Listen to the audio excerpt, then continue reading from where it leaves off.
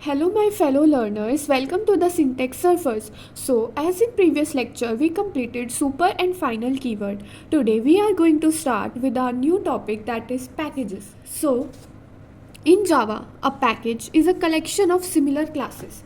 तो हम पैकेजेस के बारे में पढ़ रहे हैं कि हमारे पास बहुत सारी क्लासेस जो हम बनाते हैं, अगर हमारे पास उनका सेम पर्पस है या फिर वो कुछ रिलेट करती हैं आपस में, उनका कोई स्कोप रिलेटेड है, कुछ पर्पस रिलेटेड है, या उनमें आपस में हमने कुछ इनहेरिटेंस की है, तो वो एक पैकेज को बिलोंग कर सकती हैं। और एक कॉन्सेप्चुअल पैकेज ही नहीं, हम जावा के अंदर उसको क्रिएट कर सकते हैं ताकि हम उसको यूज़ कर सकें और हमारी ऑर्गेनाइजेशन अच्छी हो जाए और हमारे प्रोग्राम की रीडेबिलिटी भी अच्छी हो जाएगी और प्रोग्रामर और यूज़र रीडर सबके लिए बहुत इजी हो जाएगा जावा प्रोग्रामिंग करना। As we can see the benefits of using packages here, so it helps in protection, reduce problems and identification में भी main जो इसका use है। Then comes the types of packages. We know there are always two types in any programming, that is inbuilt and user defined. So packages are also Java API packages, यानी कि जो Java application खुद define करता है और जो user define कर सकता है। Now coming to Java API packages.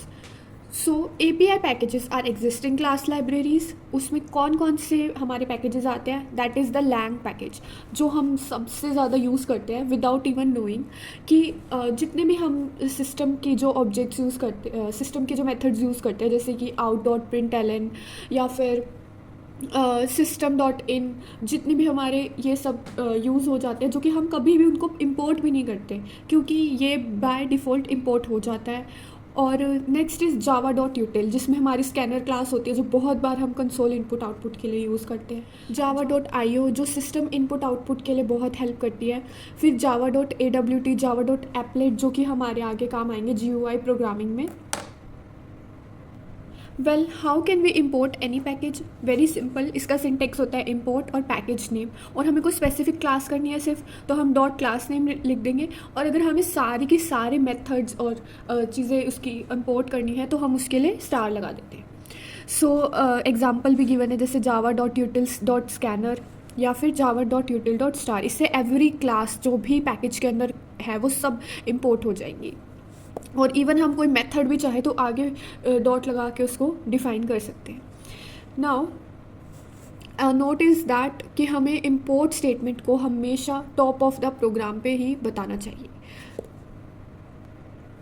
Now user defined packages, तो यूज़र डिफाइंड पैकेजेस होते हैं जो हम क्रिएट करते हैं खुद से अपने यूज़ के लिए और उनको इम्प्लीमेंट भी करते हैं फिर या इम्पोर्ट भी करते हैं दूसरी क्लासेस में। एज वी कैन सी, उसको क्रिएट कैसे करना है, तो उसके लिए बहुत सिंपल 5-6 स्टेप्स हमें फॉलो करने हैं। सबसे पहले तो सिंटेक्स क्या होता है, पैकेज नेम, इससे हमारा पैकेज क्रिएट हो जाएगा।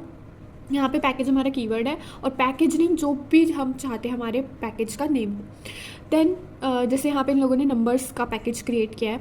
देन आगे जो स्टेप्स हैं, हमने पैकेज को क्रिएट कर लिया, अब हमने उसको एक डायरेक्टरी बना लेनी है जो कि हमारे पैकेज के नेम की जैसी सेम होगी, जिसमें हमारी सारी क्लास जो भी क्लास होंगी पैकेज की वो सेव होती रहेंगी।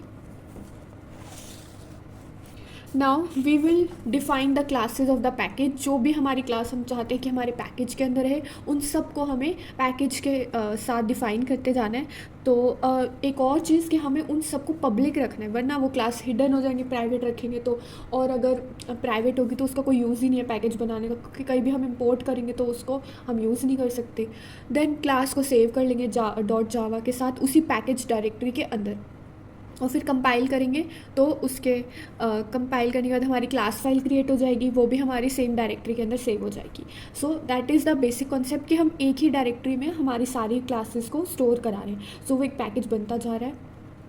और अब हमें इनको कैसे एक्सेस करेंगे, जब भी हमें उनको एक्सेस करना है किसी भी क्लास के अंदर तो हम उसको इंपोर्ट कर लेंगे, और पैकेज वही जो अभी हमने पहले इनबिल्ट वाले पैकेजेस के लिए पढ़ा था, सेम हम यूज़र डिफाइंड पैकेजेस में भी उसको इंपोर्ट कर सकते हैं। पैकेज नेम डॉट स्टार से सारे क्लासेस, क्लास नेम या फिर class name dot method name.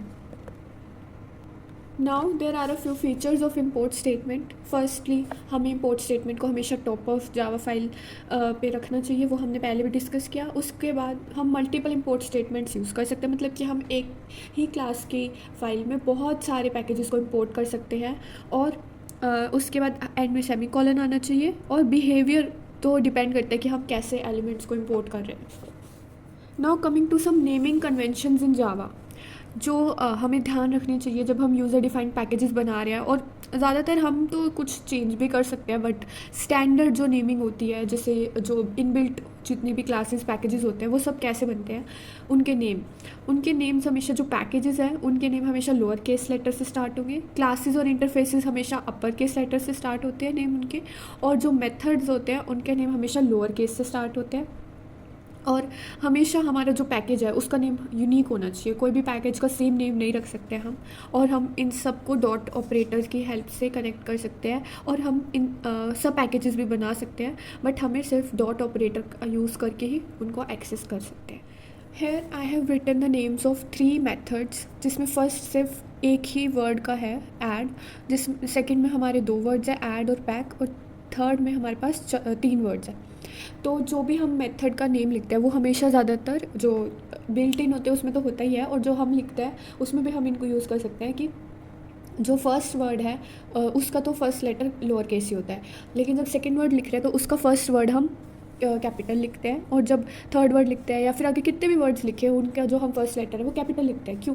हमें पता चल जाएगा कि बीच में हमारा वर्ड चेंज हो रहा है, वरना हमें कन्फ्यूज़न हो सकती है उसको रीड करते हुए कि ये वर्ड क्या लिखा हुआ है, एक ही वर्ड है या फिर मल्टीपल वर्ड्स को कंबाइन किया हुआ है. सो रीडेबिलिटी बढ़ाने के लिए ये चीज़ की जाती है.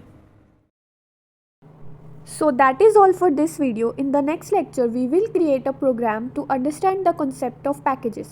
Till then, keep learning, keep coding, and subscribe to my channel for more such